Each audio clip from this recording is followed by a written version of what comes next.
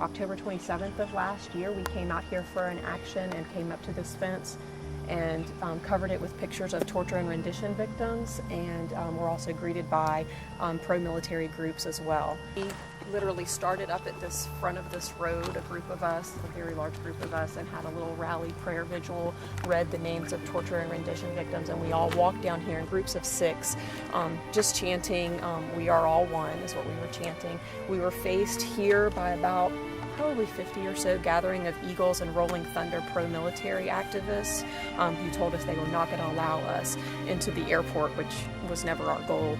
We had to walk through them in order to get to the fence. There were a lot of very agonistic struggles and fights. They were stomping on our signs and things like that.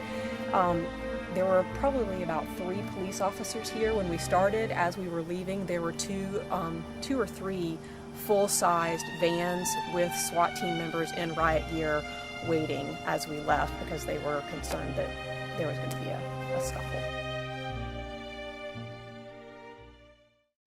So, do you want to stop torture? Yes.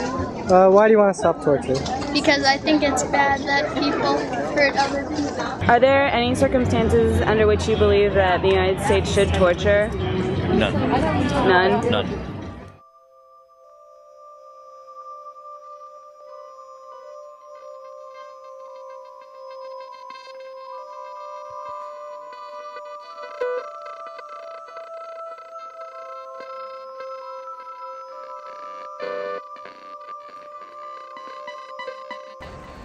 I want to get the job done in Iraq. I want to shut down the insurgency, and that's why I'm here talking to you, is because I want people to know that we're not doing a good job. And the behavior that we're engaging in over there is fueling the insurgency. It's not helping us at all.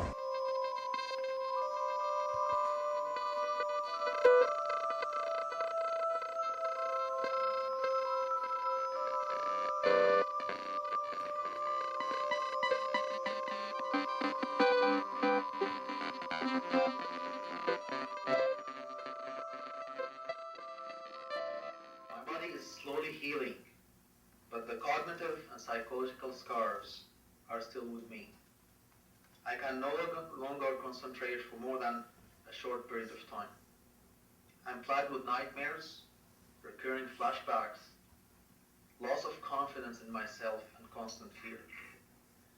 Things that I once took for granted are now difficult for me.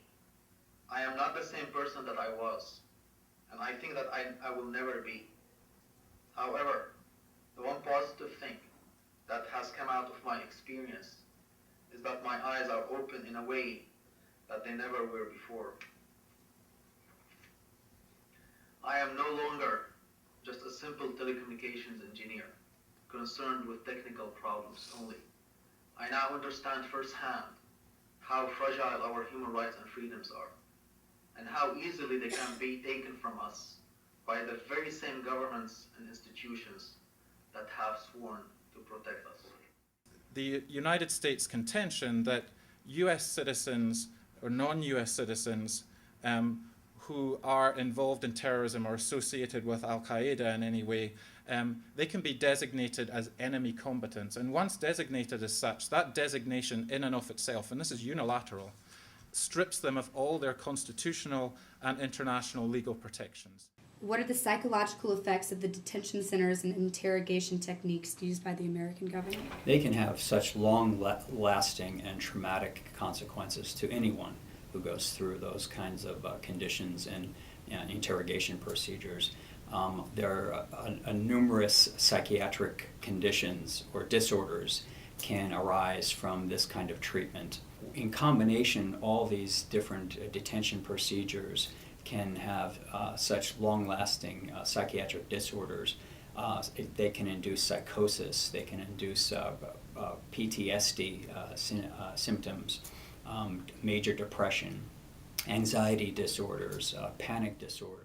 There's been some push against the television show 24 and its representations of Jack Bauer using torture to gain information, and it's shown in a very positive light, and he's very conflicted, but in the end he always ends up engaging in some sort of torture practice, and there's been more and more attention to that in recent months, and trying to use that outlet to say this is a part of a larger scheme of communicative modes that makes it okay to torture. We see it in popular culture, it's sanitized, and people accept it as being acceptable, when in fact, in reality, it's not effective as a means of gaining information, it's not effective in securing our national security, and it is completely a violation of every human right, international and in our own government.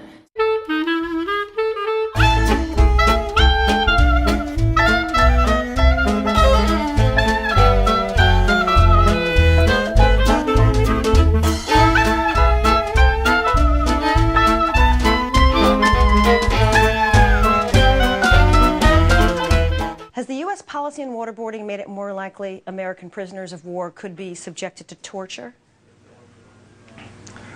Well, not only waterboarding, the U.S. policy on torture, however that's being defined today, puts us at much greater risk.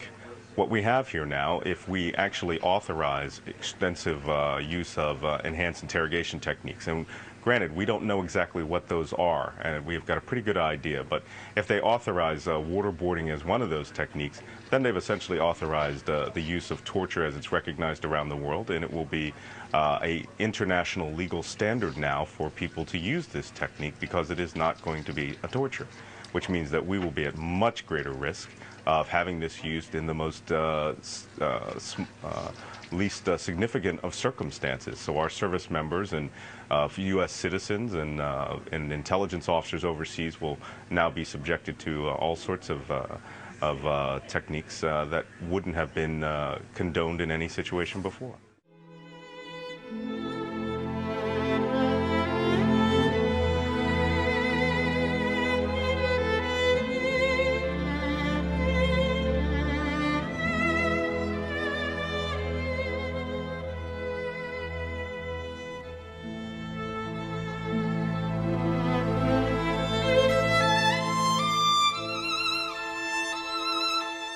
Take my blood, take my death shroud and the remnants of my body.